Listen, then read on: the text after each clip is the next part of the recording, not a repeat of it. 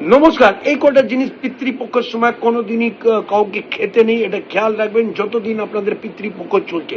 Number 1 হলো গাজর, নম্বর 2 হলো অরহরের ডাল, নম্বর 3 হলো মসুরের ডাল, নম্বর 4 হলো বেগুন, নম্বর 5 হলো গোল লৌকি, নম্বর 6 হলো কুমড়ো। এই কটা জিনিস কোনোদিনই খাবে না। হ্যাঁ, আপনার পূর্বপুরুষ যেদিন গত হয়েছিল, যেই তিথিতে গত হয়েছিল, সেই তিথিতে অতি অবশ্যই মাছ, মাংস, ডিম একদমই খাবেন না। আর আপনারা যদি ওই তিথিতে কোনো পুরোহিত বা ব্রাহ্মণকে খাওয়াবেন, তখন কোনোদিনই স্টিলের বাসনতে কোনোদিনই খাওয়াবেন না, তাহলে পাপ লাগে। সর্বদা আপনারা ব্রাহ্মণকে, পুরোহিতকে যখনই খাওয়াবেন, শাল পাতা হোক বা কলা পাতাতে খাওয়াবেন। আপনাদের জীবনে পূর্বপুরুষের আশীর্বাদ সর্বদা থাকবেই থাকবে।